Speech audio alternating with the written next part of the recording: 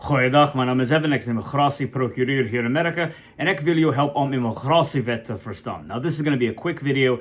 It is the Nov week and I have a minute because my wife is napping on the couch and my daughters are upstairs. But I wanted to chime in real quick because I just read the Reuters article talking about the Trump administration capping the all refugee programs at 40,000 people for the upcoming year.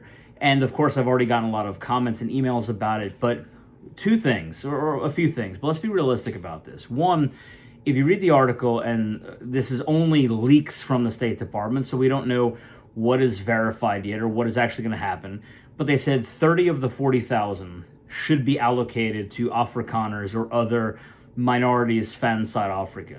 So one, that's still a lot of people, right? 30,000 is a lot of people. And it's a cap for the coming year. So we don't know how many that means they will try and get through in the end of 2025 because it's only August. We just know that for 2026, for 12 months, the cap will be around 30,000 Afrikaners or other ethnic minorities van Zuid-Afrika. Now, this is not anything new. Caps on refugee programs are just normally what's done. So I always go back to the point that I've made to a lot of you of what is your plan B? If this is the only thought you have, or you put all your eggs in this basket, you have to come to terms with the realization that it may not happen for everyone. And even after, with the refugee program rolled out, when they finally put on the U.S. Embassy's website that roadmap through the process, I pointed out, Colonel Wyatt pointed out, and many of us discussed, that it does say with the USCIS interview that you can even be denied. Even though the burden is not as high as asylum seekers who we know are being denied, regardless of the stories, it seems at this point, and I'm still waiting for any verifiable reports of any of y'all, any Afrikaners here in the States who have been granted asylum either by USCIS or by the immigration courts. I'm still waiting on that. We only have denials. The burden is a lot less on the refugees, but it does, because it says articulate past or the well-founded fear of future persecution, but it does still say that you can be denied, and denied for the persecution claims. So the possibility is out there. And we even talked about verifiable proof of someone being denied because their spouse was a dual citizen. So there are denials going on for this refugee program, and now clearly there is a cap to it, or there's going to be a cap to it. So you need to keep that in the back of your mind. But on top of that, I want you to remember that 30,000 people is still a lot of people, and that this has not been verified or has not been etched in stone by the U.S. government yet. So I'm a big advocate of don't make it a problem until it becomes a problem. And here I think you have one of those situations where it may not be a problem yet, so let's wait and see what happens.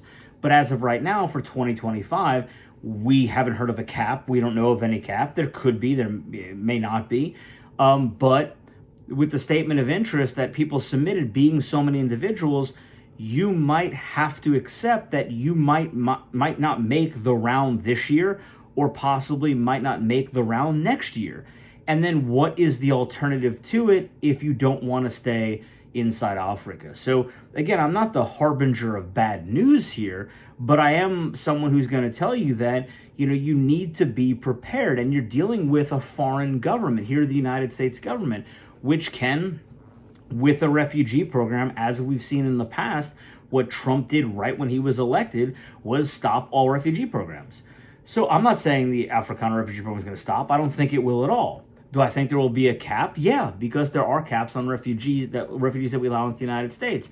And, if Trump's going to put a cap on all refugees, or say X amount of refugees, it would make sense he'd have to include Afrikaners in that.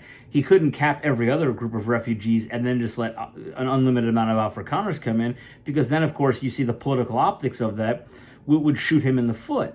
So I do think this is something that isn't a big surprise to me, but it is something that you're going to have to come to terms with and think about. So, keep that in mind, that, these refugee programs, now no one's getting sent back once you're here. We talked about the non-refoulement principle. Everyone understands that. I don't have to keep making videos saying the same thing over and over again. But could the refugee program stop? 100% it could. And then those of you who aren't here yet, you're, as they say in the field, SOL, cock out of luck. So just I mean, again, I'm not, hopefully a little levity, takes the edge off a little bit, but do be prepared for situations like this, as you see. So I'll put the link to the Reuters article in the description. But I mean, like I said, just keep it in the back of your mind that there will be a cap on how many people can come over yearly. It's a yearly thing with refugees. And there's always the potential for the program to end before you get the chance to come over. So again, I go back to the videos that I've made so many times in the past. What is your plan B? Well, remember to like, subscribe, share, and I'll see you for the next video.